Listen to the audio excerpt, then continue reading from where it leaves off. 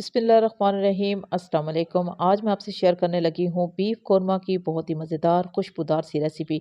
ये रेसिपी बहुत ही आसानी के साथ और जल्दी तैयार हो जाती है, लेकिन इसका जायका और इसकी खुशबू बहुत ही कमाल का होता है। तो इसकी तैयारी के लिए हम लेंगे एक कुकर और ये रेसिपी कुकर में ही तैयार होगी। कुकर में हम डाल देंगे 1 किलो बीफ और इसी के साथ हम डाल देंगे 1 चम्मच नमक। नमक के साथ ही हम 1 कप भर के कुकिंग ऑयल का इस्तेमाल करेंगे। ऑयल का इस्तेमाल कम कर सकते हैं। इसी के साथ ही हम कुछ खुश्क मसालों का इस्तेमाल करेंगे, जिसमें है 2 चम्मच लाल मिर्चों का पाउडर और 1 चम्मच जो है वो हल्दी पाउडर हम लेंगे। 3 बड़े साइज़ के हमने टमाटर लिए हैं, टमाटरों का हमने छिलका उतार लिया है, वो हम डाल देंगे और इसी के साथ ही 3 बड़े साइज़ के हमने प्याज लिए हैं, प्याज को हमने ब्राउन कर दिया है, वो भी हमने साथ में ही डाल दिया है।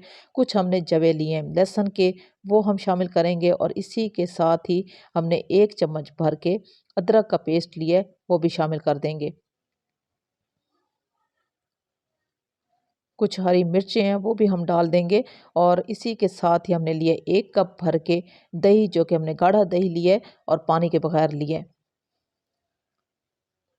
1 चम्मच हम इसमें डालने लगे हैं कुटा हुआ सूखा धनिया, वो हमने डाल दिया है और अब इन तमाम मसालों को अच्छे से मिक्स कर देंगे।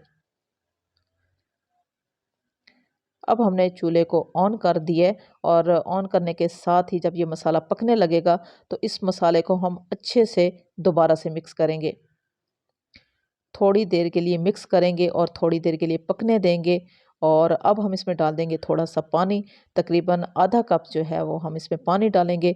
इसमें ज़्यादा पानी का इस्तेमाल नहीं करना, क्योंकि गोश्त में भी पानी है, दही का इस्तेमाल भी हमने किया है और टमाटरों का इस्तेमाल भी किया है। अब हम ढक्कन लगाएंगे और दम वाली आंच पे 35 मिनट के लिए हम इस गोश्त को पकने देंगे, ताकि अच्छे से मसाला जो है वो गल जाए और गोश्त भी गल जाए।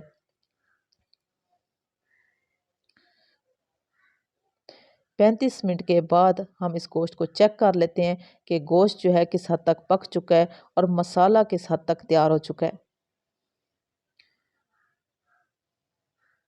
आप मसाले की लुक देख सकते हो। इधर हम इस मसाले को बहुत ही अच्छे से भूनेंगे, कम से कम 5 या 6 मिनट के लिए लाजमी इस मसाले को भूनेंगे, ताकि जितने भी हमने मसाले इसमें शामिल किए हैं उनका पेस्ट बन जाए और वो सॉफ्ट हो जाए। अब यकीन करें कि इस सादा सी रेसिपी की इतनी अच्छी खुशबू आ रही है और ये इतना टेस्टी होता है। इस मसाले में हमने ज़्यादा पानी का इस्तेमाल नहीं करना, बस इसको रोस्ट ही करना है और रोस्ट मसाले के साथ ही हम इसको डिश आउट करेंगे।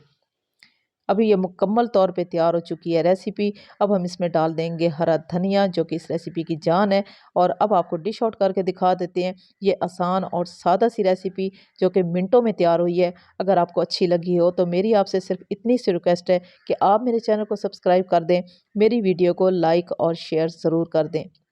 इसी रेसिपी के साथ अल्लाह हाफिज़।